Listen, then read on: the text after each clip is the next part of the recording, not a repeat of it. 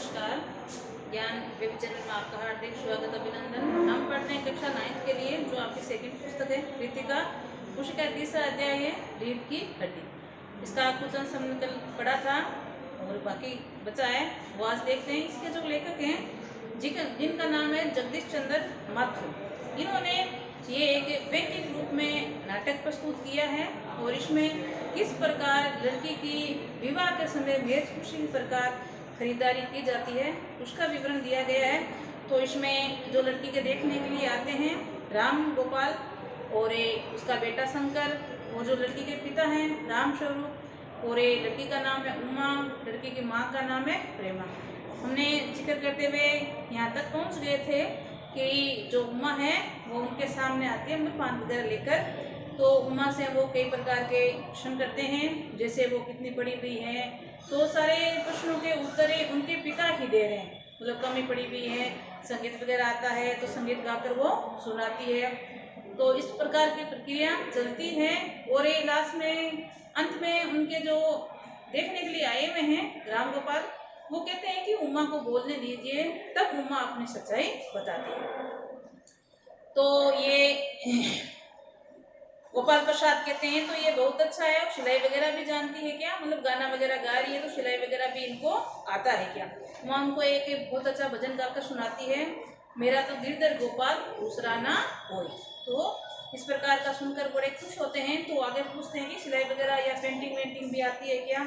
तो वो तो कुछ नहीं बोलते, उनके पिता कहते हैं कि हाँ, जो दीवार के सामने टंकी हुई पेंटिंग है इसकी बनी हुई है, और सिलाई में हम देखें तो मेरे पहनने वाला जो कमीज है, मतलब शर्ट है, वो भी इसी ने ही सिला है। मतलब उसकी बढ़ चढ़ कर तारीफें कर रहे हैं। इतने में ही राम गोपाल जी बोल उठते हैं कि कोई इनाम वगैरह भी आपने जीता है क्या। तो उमा तो चुप रहती है, लेकिन राम स्वरूप इशारे से खांसते हैं, लेकिन उमा चुप है, उसी गर्दन झुकाए राम गोपाल फिर वो उड़ते हैं और राम स्वरूप पे सबको पकाते हैं। मतलब ये राम स्वरूप को ये देखकर घबरा जाते हैं कि कहीं उमा अपनी सच्चाई ना बता दे। मतलब उनको जो शिक्षा दिलवाई थी, शिक्षा दिलवाई थी राम स्वरूप ने, लेकिन आज ही उन्हीं की उस शिक्षा दिलवाई उनके शादी का राह का रोड़ा बन रही थी, इसलिए राम स्वरूप घबरा रहे थे कहीं उनको इस लड़की की सच्चाई के बारे में पता चल गया कि काफी पढ़ी लिखी है तो रिश्ता नहीं करेंगे। क्योंकि जो रिश्ता लेकर आए थे खुद तो काफी पढ़े लिखे थे, बच्चे को भी अच्छा पढ़ा रहे थे या शिक्षा दिलवा रहे थे, लेकिन बहू है वो कम पढ़ी लिखी चाहते थे। इसी कारण जो राम स्वरूप मतलब उमा के पिता हैं वो थोड़े घबरा जाते हैं। फिर गोपाल प्रसाद बोलते हैं राम स्वरूप के, आप रहने दीजिए, आप हमें उमा के मुंह से पूछे, सुनना है, मतलब उमा पूछे बताना चाहते हैं या उमा क्या कहना चाहते हैं वो हम सुनना चाहते हैं। तो राम स्वरूप, उमा देखो आप क्या कहें जनाब को नादा, मतलब वो कह रहे हैं राम स्वरूप पे, कह रहे हैं उमा क्या कहेगी मैं बता रहा हूँ ना आपको। तो उमा फिर बोलती है हल्की लेकिन मजबूत आवाज में, देखो उमा क्या कहती है, क्या जवाब दूं बाबूजी, जब मेज कुर्सी बिकती है तो दुकानदार कुर्सी से कुछ नहीं पूछता, सिर्फ खरीदार को दिखलाता रहता है और पसंद आए तो अच्छा वरना नहीं। मतलब अपनी हैसियत है वो जो तुलना कर रही है वो मेज कुर्सी से कर रही है कि मेरी यहाँ कोई हैसियत नहीं बताई गई है, केवल मेज कुर्सी के समान हीरो बेचा और खरीदा जा रहा है, तो कुर्सी से क्या पूछना, मतलब मेरे से आपको क्या पूछना। तो उनके पिता है राम स्वरूप चौंक कर खड़े हो जाते हैं, वो बार बार उमा उमा, मतलब ये क्या तू कह रही हो। लेकिन उमा है वो डरने वाली नहीं, एक साहसी लड़की है और अपनी सच्चाई उनको बताती है। देखो अपना क्या विवरण देती है और शंकर के बारे में वो क्या सच्चाई उनको बताती है, ये घटनाक्रम है। तो उमा कहती है अब मुझे कहने दीजिए बाबूजी, वो जो माशे मेरे खरीदकर बनकर आए हैं, मतलब मेरे खरीदार बनकर आए हैं, उनको इनसे जरा पूछिए क्या लड़कियों के दिल नहीं होते, क्या उनके चोट नहीं लगती, क्या बेबस भेड़ बकरियों के जिन्हें कसाई की तरह देख भाल कर रखा जाता है। मतलब ये जो आए हैं बार बार इसी प्रकार का मोल भाव कर रहे हैं या एक बिजनेस के रूप में कार्य कर रहे हैं। तो ये एक प्रकार का लड़कियों के बारे में कह रही है कि उनके दिल नहीं होते क्या, उनको चोट नहीं लगती क्या, ये सारी उनको पूछिए। तो गोपाल प्रसाद ताव में आकर, मतलब गुस्से में आकर कहते हैं बाबू राम स्वरूप, मेरी आपने मेरी इज्जत उतारने के लिए मुझे यहाँ बुलाया था। मतलब ये बातें जो उमा ने उनको खरी खरी सुनाई उनको बुरी लगी, तो उनके पिता मतलब उमा के पिता राम स्वरूप से कह रहे कि आपने हमें यहाँ इज्जत उतारने के लिए बुलाया है क्या। उमा तेज आवाज में, जी हाँ, और हमारी बेइज्जती नहीं होती जो आप इतनी देर से नाप तोल कर रहे हो। उमा उनको वापस जवाब देकर बता रही है कि आप जो आए हो तब से नाप तोल की बातें, मतलब क्या कर रही है, क्या आता है, ये सारी बातें पूछ रहे हो, तो वहाँ हमारी इज्जत कम नहीं होती। जरा आपने इन साहबजादे, मतलब वो लड़का उसको कह रही है, पूछिए कि अभी 20 फरवरी ये लड़कियों के हॉस्टल के इर्द गिर्द क्यों घूम रहे थे और वहाँ किससे कैसे भाग के भगाए गए थे। शंकर छात्र जो लड़का था वो एक आवारा लड़का था, पढ़ाई वगैरह करता था, लेकिन उसके जो लक्षण थे वो अच्छे नहीं थे। तो उमा उसकी एक हरकत का विवरण उसके पिता को बताती है कि ये आपका जो साहबजादा है वो अभी अभी पिछली फरवरी को ही हॉस्टल के, लड़कियों के हॉस्टल के आसपास देखा गया था और वहां से उसको किस प्रकार भगाया गया, आप इससे जानकारी दीजिए। तो शंकर बोलिए, बाबूजी चलिए, मतलब शंकर की पोल खुलने जा रही है, इसलिए अपने पिता से कह रही है कि यहाँ से चलिए। तो गोपाल प्रसाद कहते हैं कि लड़कियों के हॉस्टल में, क्या तुम कॉलेज में पढ़ी हो?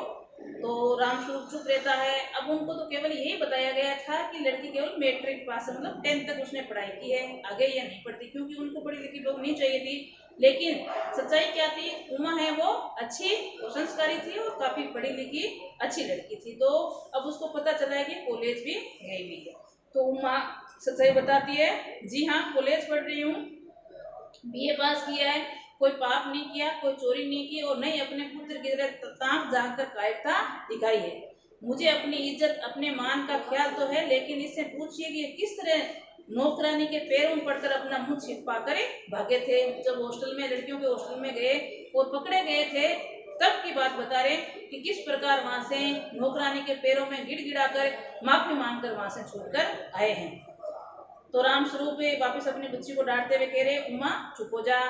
राम गोपाल प्रसाद को देखने के लिए वो खड़े होकर गुस्से में, बस हो चुका बाबू राम स्वरूप, आपने मेरे साथ दगा किया है। आपकी लड़की बीए पास है और मुझे आपने मुझसे कहा था कि मैट्रिक तक पढ़ी है।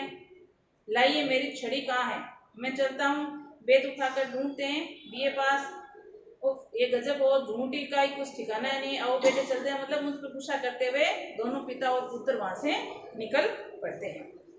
आगे उमा, जी हाँ जाइए, जरूर चले जाइए, लेकिन घर जाकर जरा ये पता लगाइए कि आपके लाडले बेटे के रीढ़ की हड्डी भी है या बैकबोन, मतलब बैकबोन रीढ़ की हड्डी को बोला जाता है कि आपके लड़के की रीढ़ की हड्डी है या नहीं। कहने का तात्पर्य है, रीढ़ की हड्डी ही शरीर की सबसे मजबूत अंग होता है, उसी के आधार पर वो खड़ा रहता है। जिस प्रकार हम मकान बनाते हैं, उसकी सबसे अच्छी नींव होनी चाहिए। नींव अगर मजबूत होगी तो अवश्य ही अच्छा या सुंदर मकान टिका रहेगा। इसी प्रकार उमा अपने जो शंकर है उसके पिता से कह रही कि आप अपने पुत्र से घर जाकर ये जरूर पूछिएगा क्या इसके रीढ़ की हड्डी है क्या, मतलब जो इसमें साहस वगैरह या आत्मविश्वास होना चाहिए वो बिल्कुल भी नहीं है। ना तो ये दृढ़ अपना खुद का निर्णय ले सकता है और ना ही स्पष्टवादी है, क्योंकि हमने देखा था कि राम प्रसाद जो उनके पिता है उसकी हाँ में हाँ मिलाए जा रहा था, इसीलिए उमा ने उसके बारे में ये बात कही है। आगे बाबू गोपाल प्रसाद के चेहरे पर बेबसी का गुस्सा है, उसके लड़के के रुलानापन दोनों बाहर चले आते हैं। बाबू रामस्वरूप कुर्सी के थंब पर बैठ जाते हैं, क्योंकि जो रामस्वरूप आज ये सपना देखा था अपनी बेटी का रिश्ता करने का, वो उनका सपना टूट गया है, इसलिए वो निराश होकर कुर्सी पर बैठ जाते हैं और उमा सहसा चुप हो जाती है। जो और प्रेमा का घबराहट की हद में आती है, उसको भी डर लगता है कि पिता है और रामस्वरूप है वो उमा को डांटेंगे। प्रेमा उमा रो रही है, अब वो उमा है वो रो रही है। ये सुनकर राम स्वरूप खड़े होते हैं और रतन आता है। रतन कौन है? नौकर जो मक्खन लाने के लिए गया था। रतन बाबूजी मक्खन, सब रतन की तरफ देखते हैं और पर्दा गिरता है, मतलब नाटक समाप्त हो जाता है। अब हम इसी से संबंधित कुछ प्रश्न उत्तर करते हैं। जैसा पहला प्रश्न आया था, राम स्वरूप और गोपाल प्रसाद बात पर एक हमारा जमाना था कहकर अपने समय की तुलना वर्तमान से करते हैं, इस प्रकार की तुलना करना कहाँ तक तर्क संगत है? तो इसमें हम देखें तो राम स्वरूप और गोपाल प्रसाद अपने जमाने का जो बार बोल रहे थे, ये तर्क संगत बिल्कुल भी नहीं है। हो सकता है उनके जमाने में कुछ अच्छी बातें रही होगी, लेकिन कुछ बुरी बातें भी सामने आई होगी, लेकिन जो अच्छी बातें व्यतीत हुई या अच्छी बातें उनके आई उन्हीं का जिक्र कर रहे हैं। आज का जमाना उनको देखें तो आज के जमाने में भी कुछ अच्छी बातें देखने को मिलती है, जिसे हमने उम्मा का साहस से देखा।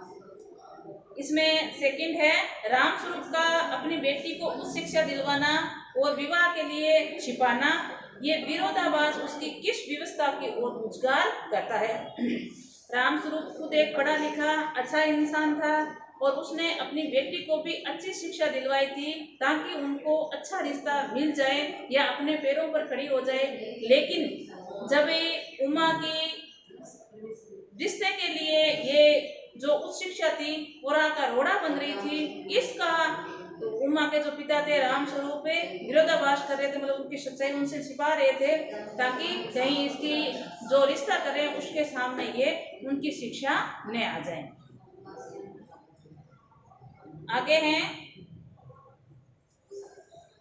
आपके लाडले बेटे की रीढ़ की हड्डी है या नहीं, इस कथन से उमा शंकर के माध्यम से किन कमियों की ओर संकेत करना चाहती है।